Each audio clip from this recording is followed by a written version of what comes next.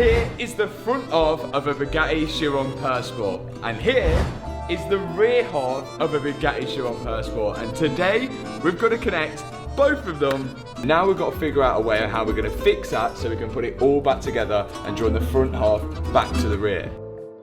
What happens when a wrecked Bugatti meets the one man reckless enough to believe it can rise again? Matt Armstrong has built a reputation for taking damaged supercars.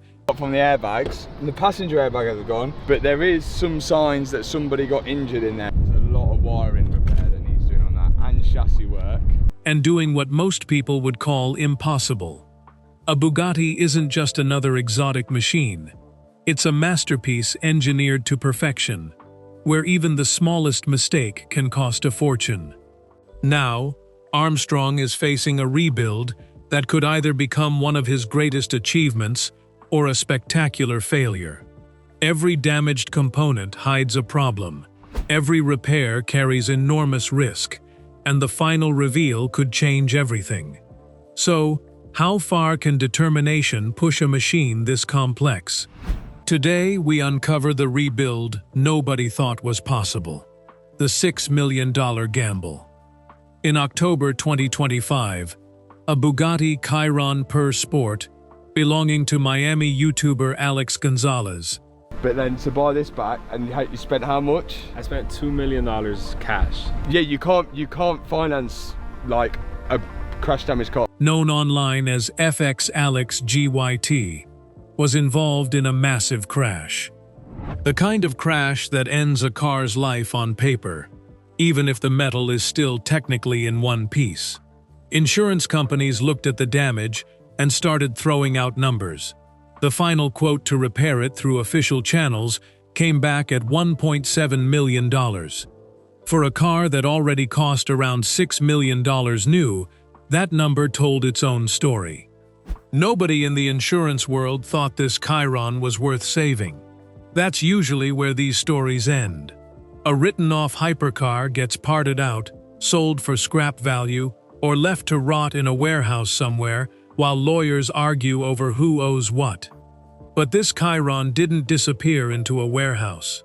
It ended up in the hands of Matt Armstrong, a mechanic and YouTuber who has built an entire career out of buying cars that everyone else has given up on. Armstrong isn't new to this kind of gamble. He's made a name for himself reviving wrecked and written-off vehicles that manufacturers consider beyond saving.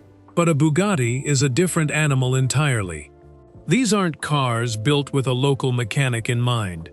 Every panel, every sensor, every drop of fluid is designed to work as one tightly controlled system, built by a company that expects its cars to only ever be touched by its own factory technicians.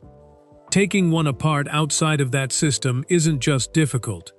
It's something Bugatti insists shouldn't happen at all. When word got out that Armstrong was taking on the Chiron, the automotive world split into two camps almost overnight.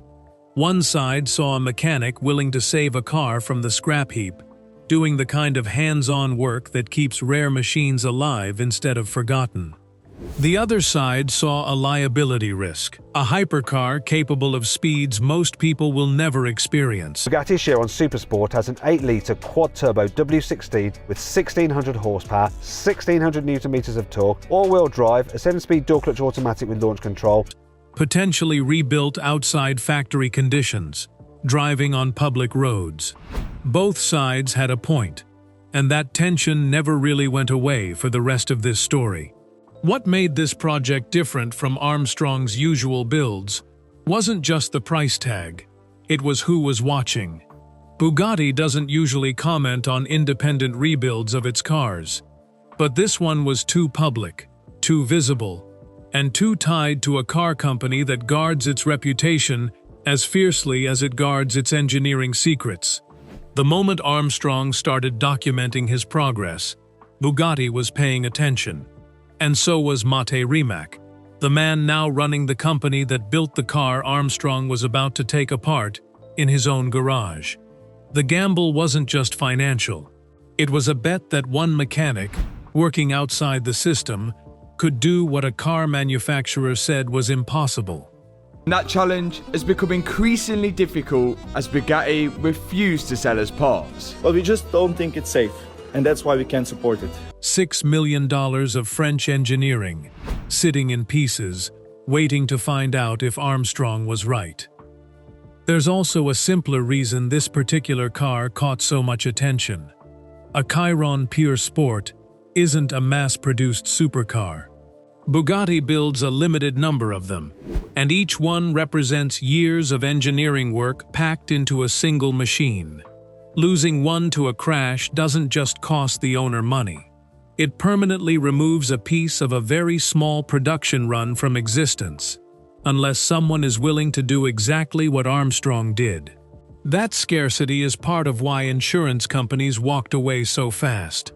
Replacing lost value on a car like this isn't as simple as writing a check and moving on, because there's no simple replacement to buy. It's also worth remembering that Alex Gonzalez, the original owner, wasn't the one who rebuilt the car. Once the insurance process ran its course, and the Veyron was declared a loss, ownership shifted and the project became Armstrong's to take on. That handoff is a normal part of how written-off vehicles move through the system. What wasn't normal was what happened after. Most cars that reach this stage get quietly broken down for parts, their remaining value stripped out piece by piece and sold off. Armstrong had other plans, and the moment he made that decision public, this stopped being a routine salvage story and became something the entire car world was watching. Bugatti says impossible. Mate Rimac didn't stay quiet for long. As CEO of both Rimac and Bugatti, I'm Mate Rimac, founder and CEO of Rimac Automobili. Technically one combined entity now, he had every reason to weigh in on a public rebuild of one of his company's most expensive cars. His position was direct. The Veyron Pure Sport could not be repaired safely, and it could never be brought back to factory standard outside of Bugatti's own facilities. That wasn't a suggestion. It came with action behind it. Bugatti blacklisted the car's VIN, the unique identification number tied to every vehicle. Once a VIN is flagged this way, no authorized dealership can sell parts against it. No official service center will touch it. It's a quiet but effective way of cutting a car off from its own manufacturer, and it left Armstrong with 2 damaged hypercars and almost no legal path to genuine replacement parts. Because this wasn't only about the Veyron. Armstrong was also restoring a separate, repossessed Bugatti Veyron at the same time, and Bugatti blacklisted that VIN too. For most owners, a blacklisted VIN would end the project right there. Bugatti parts aren't the kind of thing you find at a regular supplier. Many components are produced in small batches, sometimes made specifically for a single model year or a single trim. Losing access to that pipeline isn't a minor setback. It's closer to being told the only key to the lock has been thrown away. Rimac's public comments went further than just the parts issue. When rumors started circulating that Armstrong's team might use 3D printed components to replace damaged parts, Rimac pushed back on the idea directly. His concern wasn't really about the printing technology itself. It was about trust. A hypercar built for speeds well over 250 miles an hour depends on every component performing exactly as engineered, under extreme heat, extreme force, and extreme precision. Rimac argued that improvised parts, no matter how well made, introduce risk that a manufacturer simply can't stand behind. Armstrong didn't back down, but he also didn't pretend Rimac was wrong about the difficulty. In his own videos, he acknowledged the obvious gap. His team wasn't going to match Bugatti's factory tolerances. He said as much himself, admitting they weren't going to be able to do it to Bugatti's standard. But he framed that gap differently than Bugatti did. To Armstrong, an imperfect rebuild that brings a car back to life was still better than a technically perfect car sitting disassembled forever, or crushed for scrap. This is where the story stopped being about one car and became something bigger. It turned into a genuine disagreement about who gets to decide when a machine is beyond saving. Bugatti, the company that built it, said no. You can't just do that in a garage. But despite that, in the last video, we managed to separate the rear half of the car. Armstrong, the mechanic willing to try anyway, said, "Watch me." Two very different definitions of responsibility, playing out in public, with millions of dollars and a fair amount of pride on the line for both sides. There's a pattern worth noticing here, one that shows up whenever independent mechanics take on cars this expensive. Manufacturers of ultra-exclusive vehicles tend to see aftermarket rebuilds as a threat to more than just safety. They're also protecting a reputation. If a Bugatti rebuilt outside the factory ever failed publicly, in a way that hurt someone or made headlines for the wrong reasons, that story wouldn't stay contained to one mechanic's channel. It would attach itself to the Bugatti name, regardless of who actually did the work. That's part of why companies like this guard their parts supply chains so tightly. It isn't only about protecting the car in front of them. It's about protecting every car with the same badge on it. Armstrong understood that dynamic, even if he didn't agree with where it left him. He wasn't asking Bugatti to endorse the project or put its name behind the outcome. He was asking for parts, or at minimum, a path to source them legitimately. Rimac's Blacklist closed off even that middle ground. It wasn't a partial restriction. It was a complete wall, applied to both cars at once, sending a clear message that Bugatti wanted no association with either rebuild, in any form.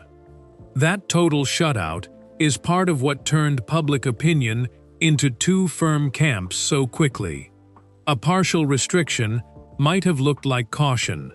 A full blacklist, covering two separate cars and cutting off every official channel at once, looked to many like a company drawing a hard line and daring Armstrong to cross it anyway. Driven dry, no coolant. With official parts off the table, Armstrong's team had to solve problems the hard way. The most serious of those problems was getting inside the car in the first place. To properly inspect the transmission and engine damage on the Veyron, the car needed to be split apart, essentially separated into front and rear sections. According to Rimac, this kind of procedure could only be done at two facilities in the entire world, both under Bugatti's control. Armstrong's team did it anyway, in a private garage, without factory equipment designed specifically for the task. It was slow, it was risky, and it required a level of improvisation that factory technicians never have to think about, because they always have the manufacturer's tools and specifications on hand. Armstrong's team had neither. What they had instead was persistence and a willingness to figure things out one bolt at a time. Once inside, It works. But just look at the state of in here. It is completely stripped apart. And to let you guys into a little secret, the damage told its own story. The Veyron hadn't just been crashed. It had been driven afterward without coolant, which is about as damaging as it sounds for a hypercar engine built around extremely tight tolerances and enormous heat output. Coolant isn't optional in a car like this. It's the difference between an engine that survives and one that cooks itself from the inside. Whatever had happened before Armstrong got the car, someone had made the damage significantly worse by continuing to run it dry. That single detail changed the entire scope of the rebuild. It wasn't just about repairing crash damage anymore. The team now had to evaluate how much internal heat damage the engine had suffered, on top of everything that had already been bent, cracked, or destroyed in the original accident. And they had to do all of that without being able to call Bugatti and simply order the parts they needed. So they built what they couldn't buy. Fabrication became the backbone of the project. Where Bugatti would have swapped in a factory original component, Armstrong's team had to source materials, machine replacements, and test fit them by hand, all while trying to stay within the tolerances a car like this demands. It's the kind of work that takes far longer than a standard repair, because there's no manual for it. Every solution had to be worked out from scratch, based on what the team could measure, test, and verify themselves. This is also where Rimaac's earlier comments about 3D printed parts became relevant again. Armstrong's team wasn't cutting corners for the sake of speed. They were solving a problem that had no official solution available to them, because Bugatti had made sure of that. Whether every fix held up to hypercar standards is a fair question, and it's one that stayed in the background of this story for a long time. But the car was coming back together, piece by piece, in a garage that looked nothing like a Bugatti factory floor. Armstrong later spoke publicly about how frustrating the parts situation had become, pointing out that even basic customer service from Bugatti had been slower than the cars the company builds. It's a small comment, but it captured the everyday reality behind the headline-grabbing disputes. This wasn't only a story about a CEO issuing public statements. It was also a story about a team trying to get simple questions answered, simple requests processed, and getting nowhere through official channels, day after day, while a $6 million car sat in pieces, waiting on decisions nobody upstream seemed willing to make. Every part of the process demanded documentation most mechanics never have to think about. Without access to Bugatti's own service manuals, Armstrong's team had to reverse engineer specifications from what they could observe directly, cross-referencing measurements, testing fits, and rebuilding a picture of how the car was supposed to work, using nothing but the car itself as the reference. It's the kind of work that turns a repair job into something closer to forensic engineering. Slow, careful, and completely dependent on getting every detail right the first time, because there was no factory hotline to call when something didn't fit. Engine fires up, then a crack appears. In March 2026, months of teardown and rebuild work led to a moment Armstrong's audience had been waiting for. The Veyron Per Sport started. Not a test bench run, not a partial ignition. The engine actually fired up in the car. This is Bugatti's new 8.3-litre V16 engine that's due to go into the successor to the Chiron. For the first time since the crash that had nearly ended its story before Armstrong ever got involved. For a project that had been publicly declared impossible by the manufacturer itself, that moment carried a lot of weight.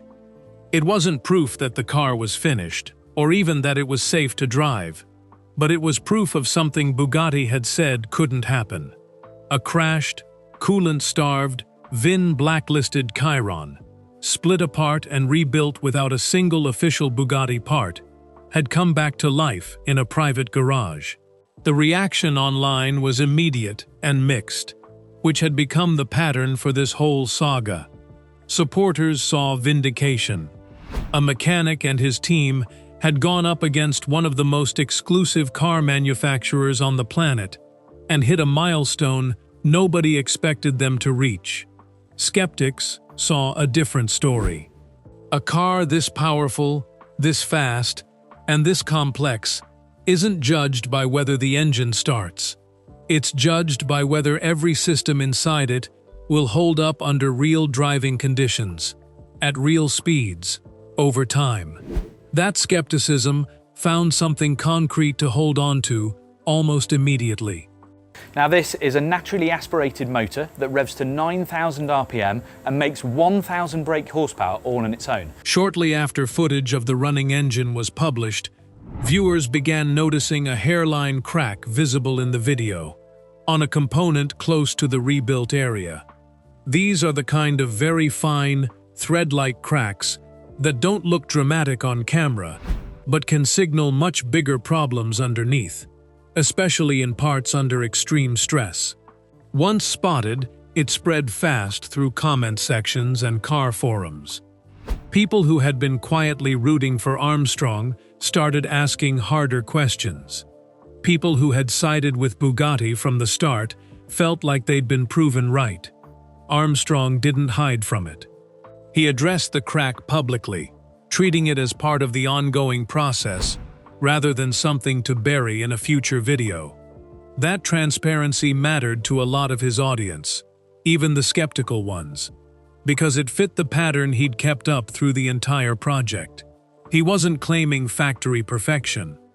He was documenting a genuinely difficult, imperfect process, cracks and all, in real time. Still, the timing couldn't have been worse for anyone hoping this would be the clean, triumphant ending to the story. The engine running proved the impossible wasn't entirely impossible. The crack proved Rimac's original warning hadn't come from nowhere either. Both things were true at the same time. And that uncomfortable middle ground is exactly where this project had lived from the very beginning. What made the crack discovery hit harder than a typical build update was the audience itself. This wasn't a small circle of car enthusiasts quietly following along. Millions of people had tuned into different chapters of this saga by this point, and a portion of them were actively looking for evidence one way or the other. Supporters wanted proof Armstrong had pulled off something historic. Critics wanted proof Bugatti had been right to warn him off. A single hairline crack, barely visible in the footage, became a symbol both sides could point to and interpret in opposite directions. Armstrong's response to the moment mattered almost as much as the crack itself. Rather than downplaying it or waiting for the noise to die down, he folded it directly into the ongoing documentation of the build, treating it as the next problem to solve rather than a failure to hide. That decision kept a good portion of his audience on his side, even among people who had genuine doubts about whether this Chiron would ever be truly road-ready. It reinforced the idea that this was never being sold as a finished, perfect restoration. It was being shown as a process, mistakes included, with the outcome still genuinely uncertain. Arrival in France. While the Chiron saga played out in public, Armstrong had a second Bugatti quietly moving toward its own finish line. The repossessed Veyron, blacklisted alongside the Chiron under the same parts lockout, had been going through its own long rebuild in the background. Unlike the Chiron, the Veyron story didn't end with a hairline crack and a wave of skepticism. It ended with a road trip nobody expected. Once the Veyron was finished and running, Armstrong made a decision that changed the entire tone of this saga. Instead of quietly driving it around for content close to home, he pointed the car toward France and drove it straight to Bugatti's own factory. He arrived on Bastille Day, a national holiday in France. Well, it's time now for our Entre Nous segment, and today we're diving into something that is very dear to the French, their public holidays in the month of May. Timing that gave the moment an extra layer of symbolism nobody had planned for. A car the company had disowned, rebuilt outside its walls, showing up at its front door on one of the most significant dates on the French calendar. The trip itself wasn't flawless, which somehow made it more fitting for this whole story. A 20-year-old hypercar, rebuilt in a home workshop and pushed across international roads, ran into a few expected hiccups along the way, including a cracked front splitter. Small compared to everything else this car had already survived, but a reminder that nothing about this project had ever been simple. What happened when Armstrong arrived was the real turning point. For the first time since Rimac's blacklist and public warnings began, Yes, Bugattis are very expensive cars, but we really care about the running costs because we want these cars to be around in 50 years, 100 years like old Bugattis are today still. Bugatti responded to Armstrong with something other than rejection. A company representative met with him, and rather than repeating the earlier position, that these cars shouldn't be touched outside the factory, the company extended an invitation. Armstrong and his team were asked to come back in September for a proper factory visit. That single invitation reframed everything that had come before it. This wasn't Bugatti reversing its stance on independent hypercar rebuilds as a general practice. The company's underlying concerns about safety and factory standards hadn't disappeared. But it was, for the first time, an acknowledgement that Armstrong's persistence had earned a response beyond a blacklist and a warning. A mechanic who had been locked out of Bugatti's own parts system was now being invited into Bugatti's own factory. It's worth sitting with how unlikely that outcome was back when this story started. A written-off hypercar nobody in the insurance industry wanted to touch. A CEO publicly stating the repair couldn't be done. A VIN lockout designed to make sure it wouldn't be. None of that pointed toward an invitation to visit the factory that built the car in the first place. But that's where the Veyron's road trip ended. And it left the Chiron's more complicated story sitting right alongside it, still unresolved, still being watched by the same audience that had followed every step of this project from the very beginning. There's also a geography detail that quietly explains why this meeting happened the way it did. Rimac himself is based near Zagreb, Croatia, and the wider Rimac operation is headquartered in Sveta Nedelja, not far away. Bugatti's own factory, the one Armstrong actually drove to, sits in France, which meant the road trip wasn't a confrontation with Rimac in person. It was Armstrong showing up at the company's physical home, on French soil, on a French national holiday, regardless of where its CEO happened to be that day. Sometimes the most meaningful gesture isn't a face-to-face meeting. It's simply showing up somewhere you were told you didn't belong, and being met with something other than the door being closed. 2 cars, 1 manufacturer that said it couldn't be done, and 1 mechanic who kept working anyway. The Chiron is still proving itself, hairline crack and all. The Veyron already made the trip Bugatti never expected it to make.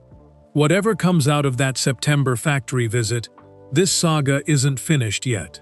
If you want to see how it plays out, hit subscribe so you don't miss the next update. Drop a like if you think Armstrong earned that invitation, and let us know in the comments. Do you think some cars really are too far gone to save, or does this story prove that's never really true? We'll be back with the next chapter as soon as it happens.